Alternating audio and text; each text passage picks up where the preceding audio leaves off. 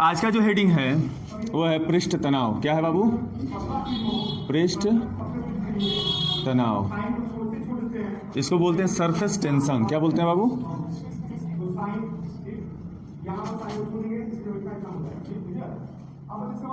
इसको बोलते हैं सरफेस टेंशन। यार अब आइए, पृष्ठ तनाव ये आपका जो अगला टॉपिक है ये बहुत ही ज़्यादा महत्वपूर्ण है। ठीक है, क्यों महत्वपूर्ण है अब इसको समझो। चलिए अब देखो, जैसे आपसे प्रश्न पूछता है परीक्षा में, बहुत सारे प्रश्न बने हैं। जैसे आप कहते हो कि हम गर्म खाना खाते हैं, तो गर्म खाना खाते हैं तो हमें स्वादिष्ट लगता है, ठीक है, लेकिन ठंडा खाना खाते हैं तो हमें स्वादिष्ट नहीं लगता है, उतना सही नहीं लगता है। ठीक है, फिर कहते हो आप कि हम गर्म सूप जब पीते हैं तो बहुत अच्छा लग रहा है। मोमो खाते हो? कितने लोग मोमो खाते हो? बाप रे बाप, सब मोमो वाले हो। मोमो देने के बाद सूप देते थे सब गिलास में, सूप मिलता है, पीते हो? तो वही सूप जब गर्म रहता है तो बड़ा आनंद आता है पीने में, बहुत मजा आता है, लेकिन वही ठंडा हो जाता है तो वो आनंद खत्म हो जाता है। क्यों होता है ऐसा? ठीक है, फिर होता क्या है कि जब भी हम कपड़ा धुलते हैं, कपड़ा तो ऐसे अगर पानी में धुलें तो जल्दी साफ नहीं होता है, लेकिन उसमें सर्फ मिला दें और सर्फ डाल के धुलें तो आसानी से मैल छूट जाता है ना, हमारे कपड़ा जो है साफ हो जाता है। और एक और चीज़, और गर्म पानी हो और उसमें हम सर्फ डाल के धुलना शुरू कर दें तो और जल्दी साफ होता है और ज़्यादा साफ होता है। तो ऐसा हो क्यों रहा है? ठीक है, तो इस तरह के बहुत सारे प्रश्न आपके एग्जाम में बनते हैं कि गर्म खाना स्वादिष्ट क्यों लगता है, ठंडा क्यों नहीं लगता है, गर्म सूप स्वादिष्ट लगता है, ठंडा क्यों नहीं लगता है, और पानी, गर्म पानी में सर्फ डाल के कपड़ा धुलने पे जल्दी छूट जाता है, जल्दी साफ हो जाता है, क्यों साफ हो जाता है? बात समझ में आ रही है? और यहां से एक और सबसे महत्वपूर्ण जो प्रश्न बनता है वो ये बनता है कि जो जल की बूंदें होती हैं, जब जल को ऊपर से गिराया जाता है तो उसकी जो बूंद होती है उसकी आकृति गोल ही क्यों होती है? जो पानी की बूंद गिरती है ऊपर से, अगर कहीं से गिरे तो टप टप टप टप गिरती है, तो उसकी आकृति जो होती है, उसका जो आकार होता है वो गोल ही क्यों होता है? क्यों नहीं चरकोना होकर गिरता है, कोई नहीं त्रिभुज बन के गिरता है, क्यों गोल ही आकृति का बनता है? इसके पीछे भी कारण है। तो ये भी आपसे प्रश्न बन चुका है, पूछा जा चुका है कंपटीशन में कि पानी की बूंद की आकार गोल ही क्यों होता है, किसके कारण होता है? ठीक है, पानी की बूंद का आकार गोल किसके कारण होता है, ये भी प्रश्न बन चुका है। क्लियर है? फिर उस दिन आपने अंजलि पूछी थी कि दूध पे जो छाली जम जाता है, जिसको कहते हैं मलाई जम गया है, तो उस दिन आपको बायोलॉजिकल टर्म में मैंने बताया था आंसर। आज फिजिक्स के दृष्टिकोण से हम देखेंगे कि दूध के ऊपर मलाई क्यों जम जाती है भाई। या हम चाय पीते हैं, चाय और कप में छोड़ देते हैं तो हम देखते हैं उसके ऊपर भी छाली पड़ जाती है, उसके ऊपर भी मलाई जम जाती है। तो वो क्यों जम जाता है, उसके पीछे रीजन क्या है, कारण क्या है? तो इन सभी मुद्दों पे हम बात करेंगे और सभी प्रश्नों के उत्तर को हम जानने का प्रयास करेंगे। तो उन सभी का उत्तर हम कब समझ पाएंगे, कब जान पाएंगे? जब हम इस हेडिंग को समझ पाएंगे। ठीक है, पहले आप कॉन्सेप्ट को समझो और कॉन्सेप्ट समझ में आ जाए तो इसको अलग अलग उदाहरणों पे लागू कर दो, देखो लागू हो रहा है कि नहीं हो रहा है। बात समझ में आ गई? तो चलिए, उन सारे उदाहरणों का उत्तर तभी मिलेगा जब हम समझेंगे कि यह पृष्ठ तनाव होता क्या है। ठीक है, तो पृष्ठ तनाव क्या होता है, किसी को अगर पता हो तो बताने का प्रयास कर सकता है। आप क्या समझते हो पृष्ठ तनाव से? बताओगे? नहीं बताओगे? फिर आपका यहां से एक और प्रश्न पूछा, बहुत इंपॉर्टेंट है। कहता है कि पानी के ऊपर जो मच्छर के लार्वा होते हैं, मच्छर जो होते हैं उनके जो लार्वा होते हैं पानी के ऊपर क्यों तैरते हैं, कैसे तैर पाते हैं? या मच्छर पानी के ऊपर कैसे तैर पाता है, क्यों नहीं डूब जाता, बैठता है तो पानी के ऊपर बैठता है तो ऊपर ही बैठा रहता है, नीचे नहीं डूब पाता है, तो क्यों नहीं हो पाता ऐसा? ये सारा चीज यहाँ मिलेगा आपको, इस सारे प्रश्नों का उत्तर मिलेगा। तो देखिए, कहता है कि जो द्रव होता है, यहाँ पे हम द्रव से संबंधित चीजों के बारे में पढ़ेंगे, द्रव मतलब लिक्विड के बारे में, है ना। तो जो द्रव होता है उसका जो स्वतंत्र पृष्ठ होता है वो सदैव तनाव की स्थिति में होता है। बहुत सिंपल इसको समझना है, मैं लिख रहा हूं।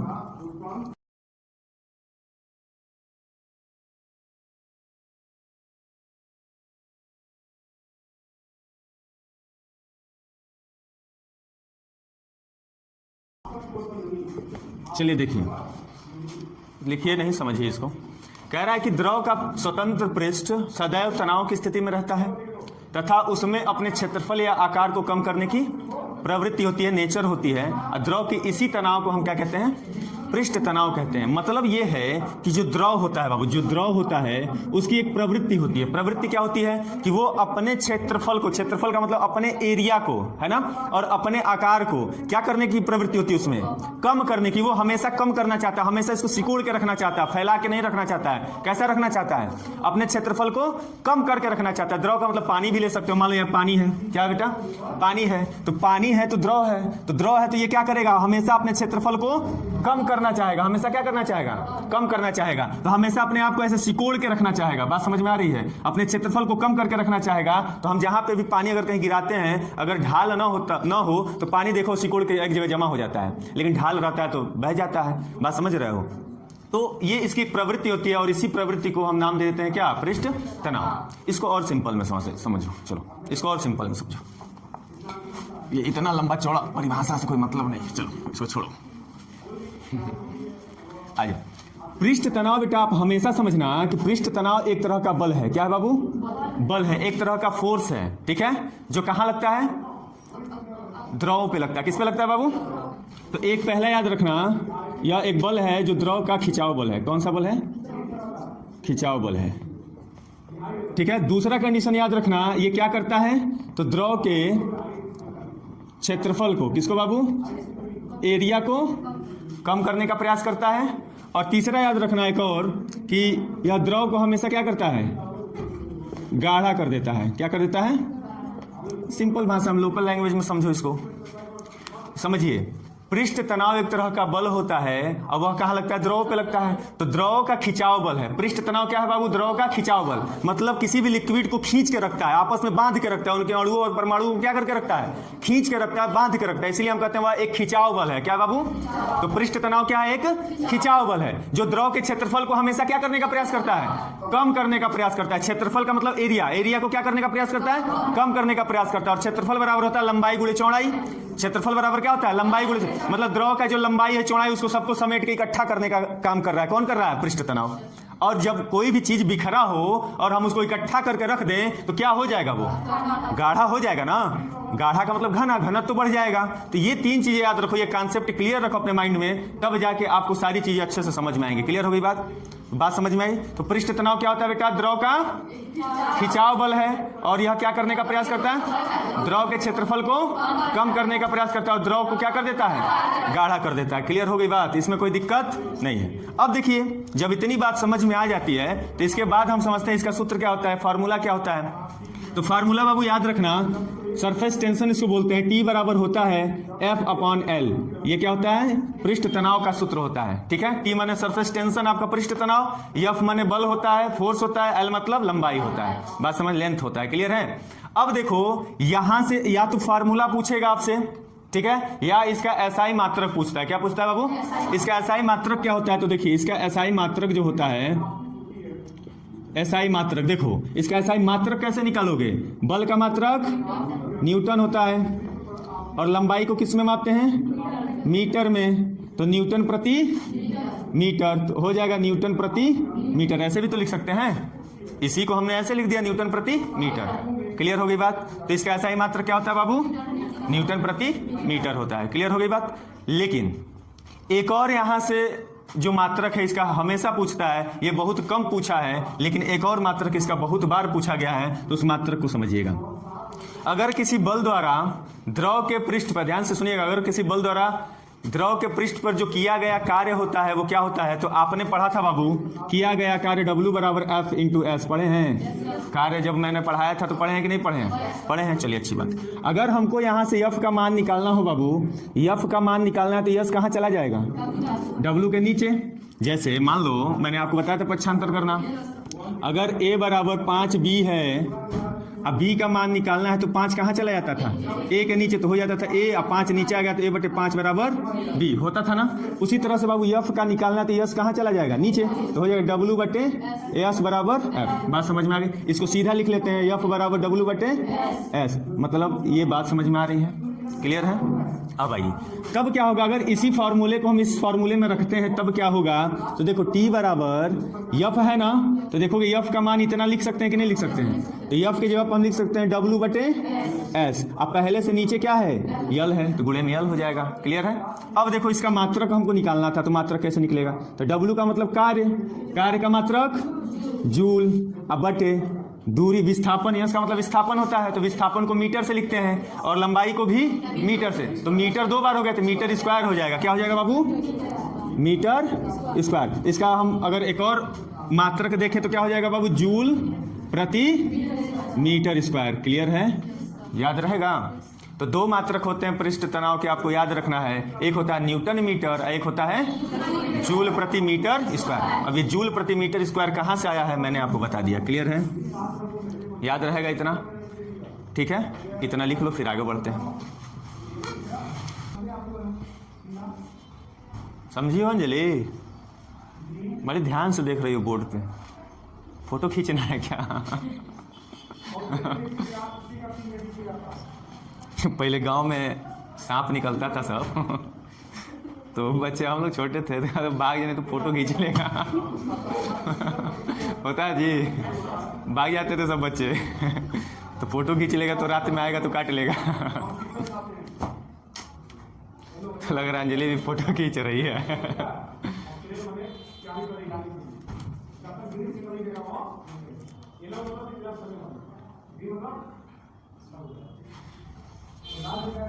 हो गया बाबू। इसको भी कहीं लिखना हो तो लिख सकते हो, ये हमेशा याद रखना। अभी इसका देखो कितना बड़ा महत्व है। अभी आगे जब हम लोग उदाहरण पढ़ेंगे तब समझ में आएगा कि क्षेत्रफल घट रहा है, गाढ़ा और पतला का क्या मतलब होता है। यहीं से सारा कहानी है। तो जब कॉन्सेप्ट समझे रहोगे, कितना भी घुमा के प्रश्न दे देगा, करके आओगे। ठीक है, आपसे पूछा या पृष्ठ तनाव क्या होता है, तो आप आराम से बोलना है कि यह द्रव का एक खिंचाव बल है जो क्या करता है, द्रव के क्षेत्रफल को कम कर देता है और द्रव को, और इसका ऐसा ही मात्रक न्यूटन प्रति मीटर या फिर जूल प्रति मीटर स्क्वायर होता है। इसका सूत्र होता है T बराबर F/L। क्लियर है। तो मैं पूछूंगा, बोल दोगे, बोलोगे ना, तो बोलना सबको है। चलो बताओ, पृष्ठ तनाव क्या है बाबू, इसका ऐसा ही मात्रक। ठीक है, अब आइए आगे बढ़ते हैं। रोज का रोज याद करो, रोज पूछूंगा इसको, ये याद रहेगा ना। पृष्ठ तनाव क्षेत्रफल कम कर देगा, क्षेत्रफल कम करने का मतलब सिकोड़ देगा, और द्रव क्या हो जाएगा, गाढ़ा। क्लियर है। चलिए अब आइए इसका देखिए कितना मजा आ रहा है आपको आगे। अब देखो पृष्ठ तनाव पर ताप का क्या प्रभाव पड़ता है, हम ये पढ़ेंगे। पृष्ठ तनाव, अगर किसी द्रव में हम अशुद्धि मिला देते हैं तब पृष्ठ तनाव पर क्या प्रभाव पड़ता है। और फिर पूछता है कि जब हम किसी द्रव में विद्युत धारा प्रवाहित करते हैं तब पृष्ठ तनाव पर क्या प्रभाव पड़ता है। तो 3 कंडीशन पढ़ने हैं, जिसमें से 2 ज्यादा महत्वपूर्ण है, एक उतना महत्वपूर्ण नहीं है। तो हम देख रहे हैं कि ये जो पृष्ठ तनाव होता है, ताप का क्या प्रभाव पड़ता है, टेम्परेचर का। ठीक है, पहला। दूसरा हम देख रहे हैं कि पृष्ठ तनाव, अगर हम किसी द्रव में अशुद्धि मिला देते हैं, क्या मिला देते हैं बाबू, अशुद्धि मिला देते हैं, मिलाने पर पृष्ठ तनाव में क्या प्रभाव पड़ता है। और तीसरा कंडीशन है कि किसी द्रव में अगर हम विद्युत धारा प्रवाहित करते हैं, क्या बाबू, विद्युत धारा प्रवाहित करते हैं, प्रवाहित, सही है, विद्युत धारा प्रवाहित करते हैं तब क्या होता है। ठीक है, तो एक बार में याद कर लो, फिर एक एक करके उदाहरण समझते हैं। जब किसी द्रव का, ध्यान से समझिएगा इसको, बहुत इंपॉर्टेंट है। कहता है जब किसी द्रव का हम ताप क्या करते हैं बाबू, बढ़ा देते हैं। जब किसी द्रव का हम ताप क्या करेंगे, बढ़ा देंगे, तो उसका पृष्ठ तनाव क्या होगा, पृष्ठ तनाव घट जाएगा। याद रहेगा, ये कंडीशन याद रखना है, मरते दम तक नहीं भूलना है। ठीक है, कि जब किसी द्रव का, किसी लिक्विड का टेम्परेचर हम बढ़ा देंगे तो उसका जो पृष्ठ तनाव होगा घट जाएगा। क्लियर है। उसी तरह से जब हम किसी द्रव में अशुद्धि मिला देंगे, किसमें बाबू, द्रव में अशुद्धि मिला देंगे, तो अशुद्धि मिला देंगे तो पृष्ठ तनाव क्या होगा, पृष्ठ तनाव क्या हो जाएगा बाबू, घट जाएगा। जोर से बोलो जय माता दी है जब हम किसी द्रव में अशुद्धि मिलाते हैं तब भी पृष्ठ तनाव का मान घट जाता है, और जब विद्युत धारा प्रवाहित करेंगे तब क्या होगा, तब पृष्ठ तनाव घट जाता है। तीनों कंडीशन में याद रखना है, अगर हम द्रव का ताप बढ़ाएंगे तब भी पृष्ठ तनाव घट जाएगा, द्रव में अशुद्धि मिलाएंगे तो भी पृष्ठ तनाव घट जाएगा, द्रव में विद्युत धारा प्रवाहित करेंगे तो भी पृष्ठ तनाव घट जाएगा। क्लियर हो गई बात? अब आते हैं इसको उदाहरण के माध्यम से समझने का प्रयास करते हैं। ठीक है, यहीं से प्रश्न आते हैं। तो यहाँ पे देखिए बाबू, एक कंडीशन याद रखो, जब किसी द्रव का ताप हम बढ़ाते हैं, जब किसी द्रव का लिक्विड का टेम्परेचर हम बढ़ाते हैं तो उसका पृष्ठ तनाव क्या हो जाता है, घट जाता है। ठीक है, जब घट जाएगा पृष्ठ तनाव तो द्रव क्या होता है बाबू, द्रव पतला होकर, क्या होकर, पतला होकर फैल जाता है। क्या हो जाता है बाबू, याद रहेगा? अच्छा ये बताओ, अभी आपने पढ़ा पृष्ठ तनाव द्रव को सिकोड़ देता है और द्रव गाढ़ा हो जाता है, और जैसे ही हम उसको गर्म कर देंगे तो पृष्ठ तनाव का मान घट गया, पृष्ठ तनाव का मान घट गया तो द्रव क्या हो जाएगा, पतला हो जाएगा। पतला होने का मतलब चारों तरफ फैल जाएगा। बात समझ में आ रही है? अब यहां से प्रश्न आपके एग्जाम में आता है, कहता है, पहला एग्जाम्पल समझिए, आपके प्रश्न में कहता है कि जो गर्म खाना होता है, गर्म खाना या भोजन, ठीक है, गर्म खाना स्वादिष्ट, स्वादिष्ट क्यों होता है, क्यों होता है बताओ? गर्म खाना स्वादिष्ट क्यों लगता है, क्यों होता है या क्यों लगता है? बहुत बढ़िया, क्योंकि जब वह खाना गर्म होता है तो गर्म होने का मतलब ये हुआ कि उसका पृष्ठ तनाव घट गया, और घट जाने का मतलब वो पतला होकर फैल जाता है। और जैसे ही हम उसको मुख के अंदर डालते हैं तो हमारी जीवा, जो जीभ है, उसकी जो स्वाद ग्रंथियां होती हैं, छिद्र होता है ना छोटा छोटा, तो स्वाद ग्रंथियों में वो पतला हो जाने के कारण आसानी से चला जाता है और जीभ पे हमारे चारों तरफ आसानी से फैल जाता है, और सारा स्वाद सारे जीभ पे पता चलता है और हमको बहुत स्वादिष्ट लगता है। लेकिन वही ठंडा खाना हो तो रखेंगे जीभ पे तो एक जगह रह जाएगा, फैलेगा नहीं। लेकिन गर्म खाना रख देंगे तो चारों तरफ उसका क्या होगा, फैल जाएगा। जो लिक्विड उसमें होगा वो क्या हो जाएगा, चारों तरफ फैल जाएगा, जिसके कारण खाना स्वादिष्ट लगेगा। बात समझ में आ गई? जैसे एक और चीज समझ लो, यहीं पे अब आ गया है तो मान लो अलकनंदा, फिर आ जाओ, अलकनंदा नहीं छोड़ दो, वीरेंद्र आ जाओ। मान लो ये वीरेंद्र है, ठीक है,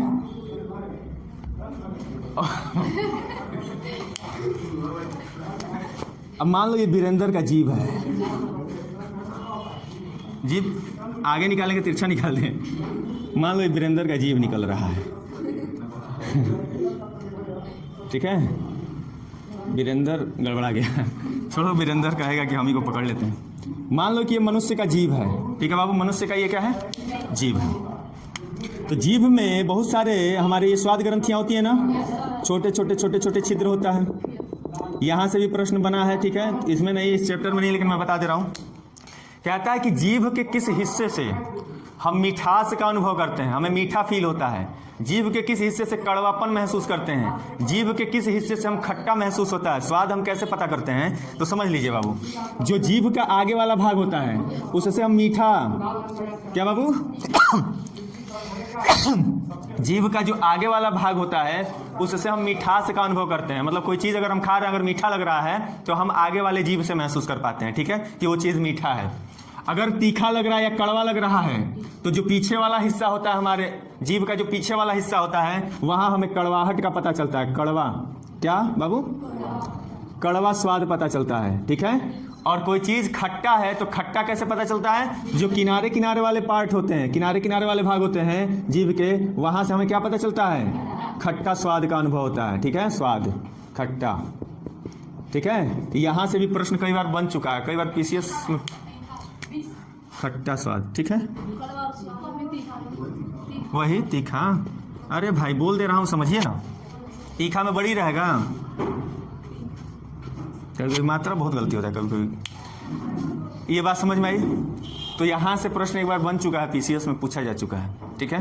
तो ये याद रखिएगा कि जीभ के आगे वाले भाग से मीठा स्वाद, पीछे वाले से कड़वा, किनारे किनारे से खट्टा। देखते हो जब खट्टा लगता है तो पूरा किनारे वाला भाग, कान उन आँखों को पूरा झपका देते हो झपका देते हो ना। तो जिधर आप खाते इमली इधर दबाओगे तो इधर का ही आँख झपकता है, क्यों, क्योंकि उससे जुड़ा रहता है। तो ऐसा किसी के सामने मत कर देना तुम लोग, नहीं तो लेनी का देनी पड़ जाएगा। तो आगे वाले भाग से मीठा, पीछे वाले भाग से तीखा और किनारे किनारे भाग से खट्टा। तो जब गर्म खाना हम इस पे रखते हैं तो चारों तरफ क्या होता है बाबू, फैल जाता है और हमें पूरा का पूरा स्वाद आता है, इसलिए स्वादिष्ट लगता है। गर्म सूप क्यों स्वादिष्ट लगता है बता दोगे? कहोगे पृष्ठ तनाव के कारण। किसके कारण? जब गर्म सूप होता है मतलब द्रव गर्म है, तो जब कोई चीज गर्म होती है तो उसका पृष्ठ तनाव कम हो जाता है, कम हो जाता है, पतला होकर फैल जाता है, जिसके कारण वो स्वादिष्ट लग रहा है। बात समझ में आई? चलिए अब देखिए एक और चीज, इसमें कोई दिक्कत नहीं है। अब आते हैं अशुद्धि मिलाने पर। क्या मिलाने पर बाबू? अशुद्धि मिलाने पर भी द्रव का जो पृष्ठ तनाव होता है क्या हो जाता है? कम हो जाता है। यहां से प्रश्न आता है, बहुत बढ़िया। कहता है कि जो पानी होता है बाबू, जो पानी होता है उसमें हम देखते हैं मच्छर को, तो मच्छर इसी पे बैठा रहता है, ठीक है, मान लो ये मच्छर है, तो मच्छर जो है इस पानी के ऊपर बैठता है तो डूबता नहीं है, उसी पे तैरता है। या फिर मच्छर के जो लार्वा होते हैं, जो इसके अंडे या बच्चे होते हैं, जो लार्वा होते हैं, वो भी पानी के ऊपर तैरते रहते हैं, वो डूबते नहीं है। लेकिन उसी पानी में अगर हम केरोसिन मिला दें, मिट्टी का तेल बोलते हो ना, मिट्टी का तेल, तो मिट्टी का तेल क्या हो गया बाबू? एक तरह का अशुद्धि मान लो। जब मिट्टी का तेल हम मिला देते हैं तो जब अशुद्धि हम द्रव में मिलाएंगे तो क्या घट जाएगा? घट जाएगा ना। तो पृष्ठ तनाव घटने का मतलब यह गाढ़ा था क्या हो जाएगा? पतला हो जाएगा। गाढ़ा था तो मच्छर आराम से बैठ जा रहा था, पतला हो गया तो क्या हो जाएगा? डूब जाएगा। और मच्छर के लार्वा जो ऊपर थे वो डूब के मर जाएंगे। इसीलिए कहा जाता है कहीं पे पानी अगर जमा हो, नाली में, नाला में या टंकी में कहीं पे, तो मिट्टी का तेल डाल दो, मच्छर नहीं पनपेगा। क्यों कहा जाता है? क्योंकि जब हम मिट्टी का तेल उसमें अशुद्धि मिला दिए तो पृष्ठ तनाव का मान घट गया और घटने के कारण वो पतला हो जाता है, जिसके कारण वो लार्वा और मच्छर क्या हो जाता है? उसमें डूब जाता है, मर जाता है। क्लियर हो गई बात? समझ में आ रहा है? अब एक और उदाहरण इसमें है, वही जो समझा रहे थे कि पानी में हम सर्फ डाल दें, तो सर्फ डाल दिए मतलब अशुद्धि मिला दिए ना, द्रव में हमने क्या मिला दिया? अशुद्धि। तो जैसे ही अशुद्धि मिला उसका क्या घट गया? पृष्ठ तनाव घटने का मतलब पतला हो गया। इसीलिए कहूँ याद रखना, गाढ़ा और पतला। जब पृष्ठ तनाव रहेगा ज्यादा तो गाढ़ा रहेगा, अब पृष्ठ तनाव कम तो पतला। बात समझ में आ रही है? तो पानी जब पतला हो गया और कपड़ा हम उसमें भिगो देंगे तो कपड़े के रेसे रेसे में घुस जाएगा पानी और सर्फ के साथ, और वहां से मैल को रगड़ के आसानी से निकाल देगा। अब वही पानी मोटा हो, गाढ़ा हो, अब शहद में तुम क्या करो? सर्फ घोल दो, शहद से धो लो, जैवे नहीं करेगा। वही पानी गर्म कर दो, तो गर्म करोगे तो और ही पृष्ठ तनाव घट गया, और उसके बाद उसमें अशुद्धियों मिला दिए तो और घट गया। और गर्म पानी में देख तो कितना भी गंदा कपड़ा रहता है खूब बढ़िया साफ होता है। तो पृष्ठ तनाव के कारण जो है वो आसानी से साफ हो जाता है। तो इतनी सारी चीजें पूछी जाएंगी तो बता दोगे ना? क्लियर है? चलिए लिख लिया जाए, चलो लिखो। और देखो एक और चीज समझ लो, जो आपका दूध होता है, दूध जब गर्म कर देते हैं, दूध को गर्म कर देते हैं, तो गर्म करने का मतलब हमने क्या बढ़ा दिया बाबू? ताप। ताप बढ़ा दिया तो क्या घट जाएगा? तो ताप बढ़ गया, पृष्ठ तनाव घटने का मतलब पतला हो गया।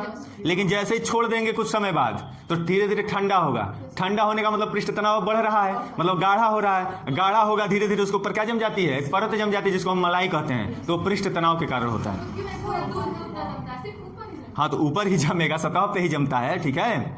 तो सतह पे ही जमता है तो वह पृष्ठ तनाव के कारण, क्योंकि ऊपरी सतह वायु के संपर्क में रहती है और सबसे जल्दी ठंडा ऊपरी सतह होती है, अंदर का सतह बाद में ठंडा होता है, ठीक है।